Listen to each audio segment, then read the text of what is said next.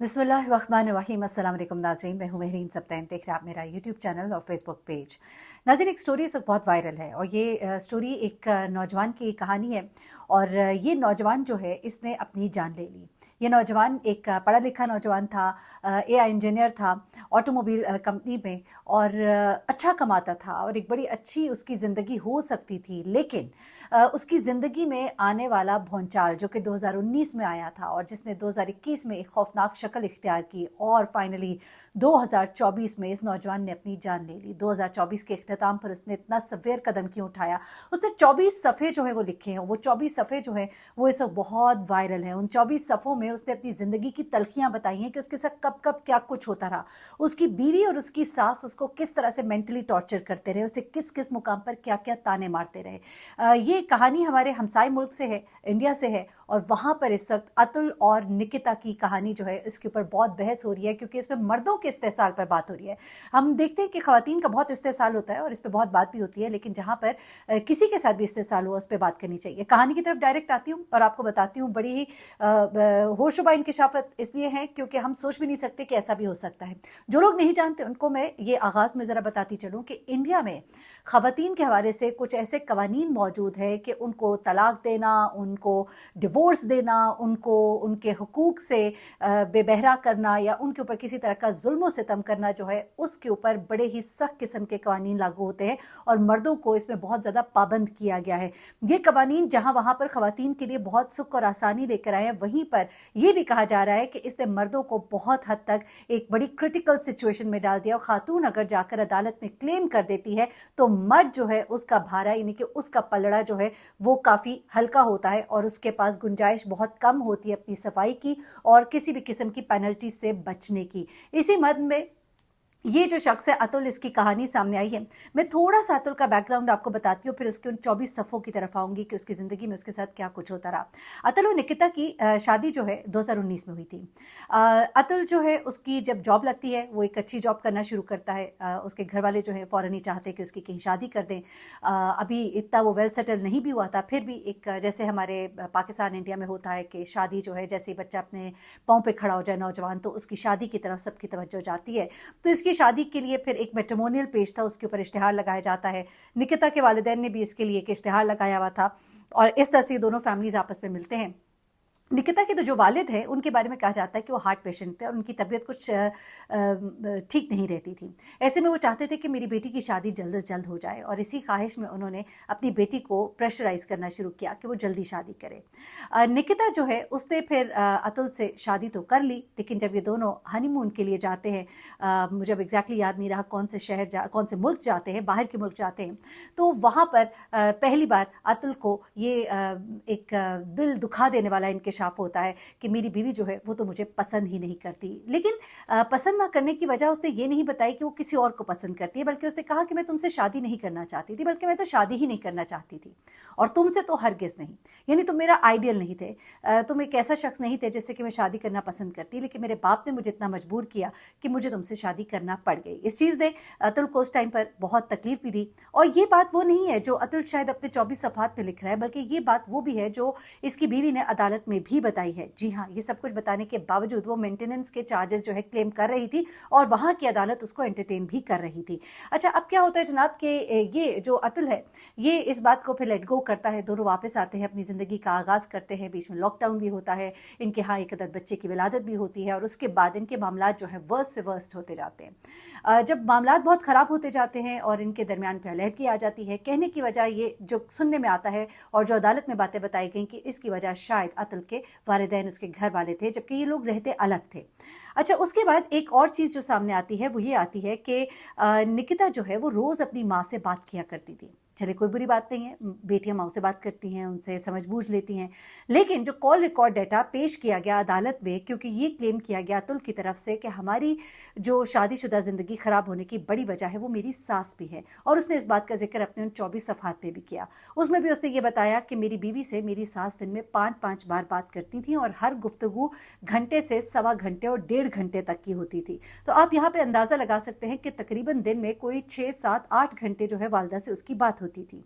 तो ये बात क्या होती थी उसके बारे में अतुल का ये कहना है कि इसकी वालदा जो है इसको शायद पट्टियाँ पढ़ाती थी, इसको बताती थी को मेरी जो सास हैं वो पट्टियाँ पढ़ाती थी, तरीके और लड़ने के तरीके, पैसे निकलवाने के तरीके, ये उसका कहना है। ज़ाहिर सी बात है जब लड़ाई झगड़ा होता है तो हर तरह की बात की जाती है। अच्छा, अब जब ये सब कुछ होता है उसके बाद इनकी फाइनली अलहदगी हो जाती है, तो उसके बाद निकिता अपने मुल्क का कानून इस्तेमाल करते हुए अपने हुकूक के लिए अदालत का रुख करती है, और उसके बाद वो सोचती है कि मैं अपने शौहर से ना सिर्फ ये कि पैसे निकलवाऊंगी, क्योंकि उनके मुताबिक वो एक अच्छी हैंडसम सैलरी जो है वो अर्न कर रहा था। तो उसने क्या किया कि उसने फैमिली कोर्ट का रुख किया। जौनपुर की ये फैमिली कोर्ट थी, और इसका शौहर जो है वो बैंगलोर में रहता था। बैंगलोर से जौनपुर का एक अच्छा खासा फासला है, और ऐसे में बैंगलोर से जौनपुर इसके शौहर को हर दफ़ा हर सुनवाई पर आना पड़ता था, और कोई 20 के करीब केसेस उसके ऊपर कर डाले, जिसमें मेंटेनेंस भी था, बच्चे से मिलने का इजाज़तनामा था और बहुत कुछ था। और उस सिलसिले में इसको जब जब अदालत आना पड़ता था, अगली तारीख पड़ जाती थी, फिर आना पड़ता था, फिर अगली तारीख पड़ जाती थी, वो बड़ा सख्त तंग पड़ गया था। वो अदालत में उसने इस्तदा की, उसने जज साहब से कहा कि आप सिर्फ एक साइड की कहानी ना सुनिए, आप दूसरी साइड की भी कहानी सुनिए, और मुझे मेरी बीवी जो है मेरे बच्चे से मिलने नहीं दे रही। मैं हर तरह का खर्चा अपने बच्चे का उठाने को तैयार हूँ, लेकिन जो ये डिमांड कर रहे हैं वो मैं नहीं दे सकता हूँ, क्योंकि वो मेरी पहुँच से ज़्यादा है। मैं जितनी भी कोशिश कर रहा हूँ कि मामलात सेटल हो जाएं, लेकिन इनकी तरफ से बात आगे से आगे ही बढ़ाई जा रही है। कहते जितना ही मुझसे डिमांड कर रहे हैं इतना तो मैं अर्न करता ही नहीं हूँ। अच्छा, अब यहाँ पर इसको ये भी कहा गया कि 3 करोड़ रुपए केसेस वापस लेने के लिए, जिनमें बहुत से एलिगेशंस लगाए गए कि तुमने ऐसा किया, तुमने वैसा किया, तुमने ये नहीं किया, तुमने वो नहीं दिया जहेज, और पता नहीं क्या कुछ नहीं। उसके बाद कहा गया कि 30 लाख रुपए अगर वो अपने बच्चे से मिलना चाहता है। इसने जज साहब से कहा कि जज साहब, मैं जब भी अपने बच्चे को मिलना चाहता हूँ मुझे बच्चे से मिलने नहीं दिया जाता, मैं अपने बच्चे की शक्ल देखने को तरस गया हूँ, और उसके बाद जो मुझसे पैसे मांगे जा रहे हैं वो मैं नहीं दे सकता हूँ। एक दफ़ा उसने अपने ख़त में ये जिक्र किया कि जब मैं अदालत से अपनी बीवी के साथ ये सारा बहस मुबाहिसा सब कुछ हो गया, उसके बाद मुझे जज साहब ने कहा कि तुम 5 लाख रुपए दो तो मामले को सेटल कर देते हैं। मैंने उनसे कहा कि इस वक्त तो मेरे पास वो भी नहीं है, तो जज साहब ने मुझे कमरे से बाहर निकाल दिया। फिर उसके बाद उसने कहा कि मेरी बीवी मुझसे 3 करोड़ मांगती है केसेस विड्रॉ करने के लिए और 30 लाख बच्चे को मिलवाने के लिए, और उसके बाद भी नहीं पता कि कल को मेरे ऊपर क्या कर दिया जाए। आखिरकार ये नौजवान जो है ये अपनी ज़िंदगी से तंग आ गया। इसने अपने कमरे का दरवाज़ा बंद किया, इसने एक 24 सफ़े का ख़त लिखा, जिसमें इसने वो तमाम बातें जो है वो मेंशन की कि कहाँ कहाँ मेरे साथ क्या कुछ हुआ, क्या ज़्यादतियाँ हुई। और ये इस वक्त पूरी इंडिया में बात गूंज रही है कि मरने वाला शख्स जो है वो झूठ नहीं कह सकता। और उसके अलावा उसने एक वीडियो भी बनाई। उस वीडियो को बनाकर उसने बताया कि मैं देखता हूँ कि मैं जितना ज़्यादा भी कमाता जाऊँगा मुझे मज़ीद इस केस में फंसाया जाएगा, मेरे माँ बाप को तंग किया जाएगा, तो क्यों ना मैं अपनी ही जान ले लूँ ताकि सब के सब मसला जो है वो ख़त्म हो जाए। ऐसे में उसने कहा कि मेरी खुदकुशी की वजह जो है वो मेरी सास और मेरी बीवी है। उसने कहा कि ये जो हमारे कवानीन हैं, जो हमारे मुल्क के कवानीन हैं, जिन्हें कहा जाता है कि औरतों को मजबूत करते हैं, ये हम मर्दों को कमज़ोर कर रहे हैं। उसने कहा कि 2 दफ़ा ऐसे वाक़यात हुए कि जिसमें मुझे कहा गया कि खुदकुशी कर लो, जिसमें से उसने कहा कि एक दफ़ा जब मैं अपनी बीवी के साथ अदालत में मौजूद था, तो मैंने जब वहाँ पर कहा कि यहाँ पर मर्दों का इस्तेसाल हो रहा है, मर्द जो है वो खुदकुशियाँ कर रहे हैं, और ख़ुदकुशी की वजह से और ख़ुदकुशी की जो वजह है वो ये कवानीन है जिनमें मर्दों का बहुत ज़्यादा इस्तेसाल हो रहा है। तो ऐसे में वहाँ पर मेरी बीवी जो है वो मौजूद थी, तो उसने कहा तो तुम भी खुदकुशी क्यों नहीं कर लेते, तुम भी क्यों नहीं मर जाते। तो उसने कहा कि मुझे ये सोचने पर उन्होंने मजबूर किया कि मुझे खुदकुशी ही कर लेनी चाहिए। उसके बाद वो कहता है कि जब अगली पेशी पर मैं आया तो मेरी मुलाकात अपनी सास से हुई, तो मेरी सास ने मुझे देखकर कहा कि तुम अभी तक मरे नहीं, हम तो सोच रहे थे कि तुम्हारी खुदकुशी की खबर हमें आएगी।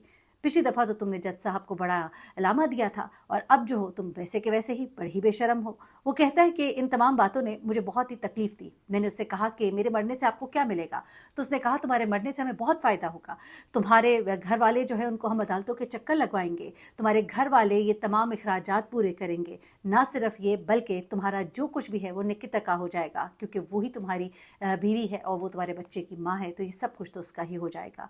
उसने कहा कि मैंने सोचा कि मैं ज़िंदा रहा तो मेरे घर वाले भी और मैं भी हर वक्त अदालतों के चक्कर ही काटते रहेंगे, मेरे पास जितना भी होगा उसके हिसाब से ये अपनी मांग बढ़ाते चले जाएंगे, और मैं कभी भी सुख का सांस नहीं ले सकूंगा। मैं अदालतों के चक्कर लगा लगा कर तंग आ गया हूँ।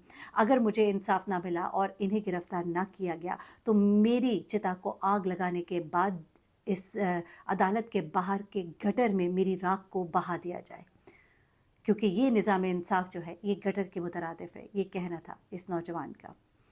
آپ کے سامنے کہانی اپنی رائے سے ضرور آگاہ کیجیے گا. اپنا بہت خیال رکھیے گا, دعا میں یاد رکھیے گا. اللہ حافظ.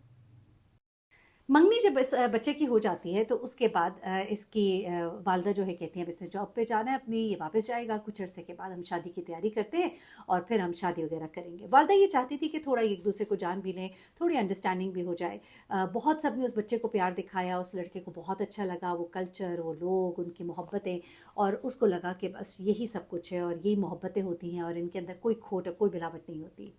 اچھا, اب یہ لڑکا جو ہے یہ واپس آ جاتا ہے پاکستان سے, اپنے ملک واپس آ جاتا ہے اپنی والدہ کے ساتھ. اسی اثنا میں جب یہ واپس آتے ہیں تو اس کے جو تایا ہیں ان کا انتقال ہو جاتا ہے. اب یہ خبر جب آتی ہے تو بڑا دکھ کا موقع ہوتا ہے, اور والدہ اور یہ دونوں جو ہیں یہ پھر پاکستان جاتے ہیں افسوس کرنے کے لیے, اور وہاں پر کافی مطلب وقت گزارتے ہیں, 2-1 ہفتے گزارتے ہیں, اور اس کے بعد پھر ان کو واپس آنا ہوتا ہے. اس لڑکے کی گفتگو جو ہے لڑکی کے ساتھ فون کے اوپر ہونا شروع ہو جاتی ہے, اس سے پہلے بھی ہو رہی تھی, اور اس کے بعد محبت اور اظہار محبت, اور پھر بہت سی باتیں جو ہے وہ بچی اس کے ساتھ کرتی ہے, اور ان کا رشتہ جو ہے یہ آگے بڑھا ہوتا ہے.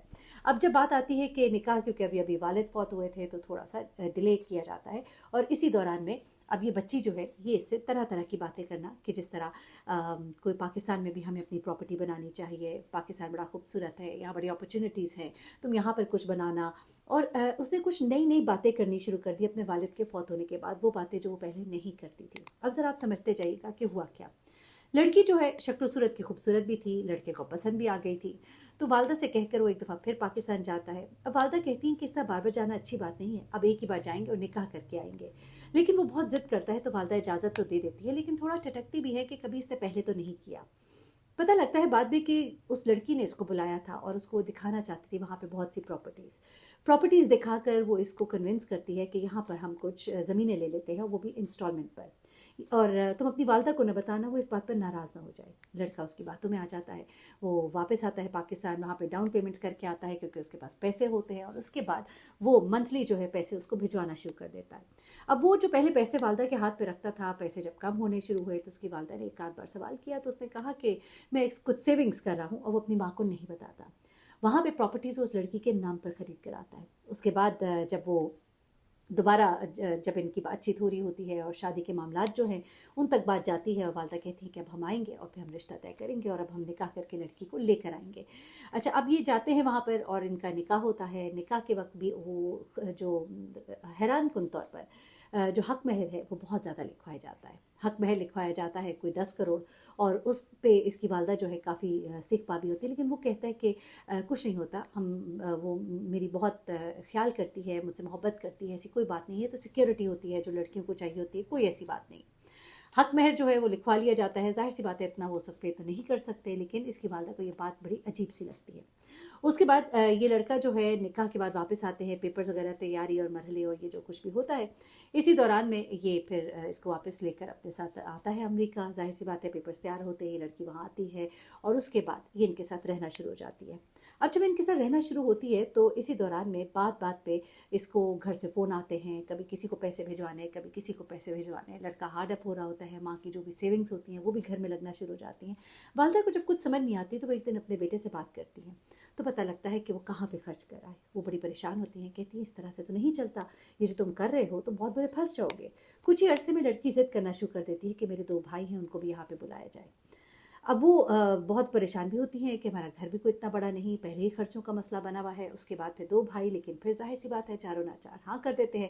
اور اس کے بعد اس کے جب 2 بھائی ادھر آتے ہیں اس کے بعد نہ ان کی کوئی نوکری ہوتی ہے, وہ انہی کے گھر پر پڑ جاتے ہیں اور انہی کے اوپر وہ بھی ایک مسئلہ پڑ جاتا ہے. اس کے بعد اس لڑکے کو آہستہ آہستہ یہ لڑکی جو ہے یہ بہت پریشرائز کرنا شروع کرتی ہے کہ آپ کے اوپر آپ کی والدہ کا بہت خرچہ ہے. یہاں پر آ کر معاملات ان کے تھوڑے خراب ہوتے ہیں, لڑکے کو یہ بات مناسب نہیں لگتی. ایسے میں وہ اس لڑکی سے جب کہتا ہے کہ مجھے تمہاری یہ باتیں پسند نہیں ہیں تو وہ لڑکی جو ہے اس کو آنکھیں دکھانا شروع کر دیتی ہے. پھر پتہ لگتا ہے کہ اس بچی کی جو والدہ ہے, کیونکہ ایک دن کی کچھ اپنی ماں کے ساتھ باتیں کر رہی ہوتی ہے, اور یہ لڑکا جو ہے یہ کہیں کمرے میں آ رہا ہوتا ہے اور یہ کچھ ان کی گفتگو سنتا ہے تو اسے اندازہ ہوتا ہے کہ اس کی والدہ جو ہے اس کو یہ تمام باتیں سکھا رہی ہیں کہ کس طرح سے اس نے اس کی ماں سے چھٹکارا حاصل کرنا ہے. یہ بات اسے بہت ناگوار گزرتی ہے, وہ سخت ناراض ہوتا ہے, دونوں میں لڑائی ہوتی ہے. لیکن حیرت انگیز طور پر وہ لڑکی جو ہے لڑائی کے بعد اس کو آنکھیں دکھاتی ہے اور اس کو کہتی ہے کہ اگر تم نے یہی رویہ رکھا تو میں تمہیں گھر سے بے دخل کر دوں گی. कि बात सुनकर उसके सान खता हो जाते हैं, वो परेशान हो जाता है कि ये सब कुछ क्या हुआ। और उसके बाद पता लगता है, इसकी वालदा से जब वो बात करता है तो इसकी माँ कहती है कि वो ऐसे कैसे कर सकती है। तो वो फिर अपनी माँ को डरते डरते बताता है कि मैं आज तक जो भी प्रॉपर्टी लेता रहा, यहाँ तक कि वो कहता है कि जब ये 10 करोड़ हक महर लिखवाया गया था तो इसने मुझे कहा कि ये तो एक लड़की का हक होता है और ये तो शादी पर ही दिया जाता है। तो मैंने इसे कहा था कि मेरे पास हक महर की इतनी रकम तो नहीं है, और चूंकि इसने दीन का और शरीयत का हवाला दिया था तो मैंने उस वक्त इस घर के जो कागजात थे मैंने इसके नाम पर कर दिए थे। मैंने वापस आकर इसको दिखाए थे, जब ये पहली बार इस घर में इसने कदम रखा था तो मैंने इसको कागजात जो है वो तोहफे में दिए थे। ये चीज़ सुनकर इसकी माँ जो है वो सख्त परेशान होती है और कहती है तुमने क्या किया, कुछ तो मुझसे मशवरा कर लेते। लेकिन अब तो पानी सर से गुजर चुका था।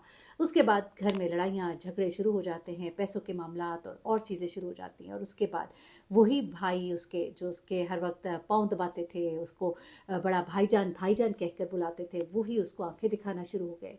उनके पेपर्स तैयार करने के लिए उसकी बीवी ने उस पर दबाव डालने शुरू कर दिया और बहुत सी चीज़ें। और इतने मामलात जो हैं वो ख़राब हुए कि यहाँ तक के बात जो है इनकी तलाक तक जा पहुँची। उस लड़की ने इनको घर से बेदखल कर दिया और बहुत सी चीज़ें हुई उनके। वो मामलात जो है वो बड़े लंबे चौड़े हैं, लेकिन होता कुछ इस तरह से है कि माँ और बेटा जो है उनको इस उम्र में माँ को अपना वो घर छोड़ना पड़ता है, बेटे को अपनी माँ को लेकर अलग होना पड़ता है। और वो रिश्तेदार जो बड़ी मोहब्बत दिखाते थे उन्होंने वो इन्हें नाच दिखाया, खूबसूरत बेटी दिखाकर और खूबसूरत ख्वाब दिखाकर। और मज़े की बात ये कि वो जो लड़की बताया जा रहा था कि मास्टर्स करी है, उसने मास्टर्स के पहले ही सेमेस्टर में छोड़ दिया अपना मास्टर्स, उसने कंप्लीट ही नहीं किया। कि वो एक ख्वाहिश ये भी थी कि चलो ये यहाँ आएगी तो कुछ कमाएंगे, दोनों मिल के घर की गाड़ी को अच्छे से चलाएंगे, तो वो चीज़ भी पूरी ना हो सकी।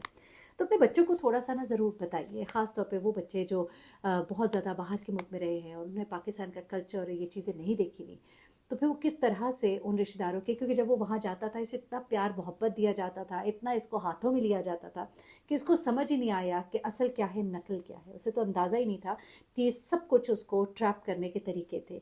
किस तरह से न सिर्फ पाकिस्तान बल्कि वहाँ अमेरिका में मौजूद प्रॉपर्टी जो है वो सब भी अपने नाम पर लगवा ली, किस खूबसूरती के साथ इसको फंसा कर। तो ये भी ज़रूरी है। मैं सिर्फ ख़वातीन के लिए बात नहीं करती, मैं मर्दों के लिए भी बात करती हूँ, बच्चों के लिए बात करती हूँ। मैं सिर्फ पाकिस्तानी जिनकी शादी बाहर होती है उनके लिए बात नहीं करती, बल्कि वो जो बैरून मुल्क हैं और अपने मुल्क की मोहब्बत में अपने प्यारों से जुड़ना चाहते हैं, तो उनको भी अवेयरनेस देना मेरी कोशिश होती है, ताकि वो अपने घर को और अपने बच्चों को बर्बाद होने से बचा लें। उन्हें अक्ल और शऊर दीजिए और बताइए कि ये झूठी मोहब्बतों के जाल में कहीं फंस कर अपने आप को बर्बाद ना कर ले। अपना बहुत ख्याल रखिएगा, दुआ में याद रखिएगा। अल्लाह हाफ़िज़।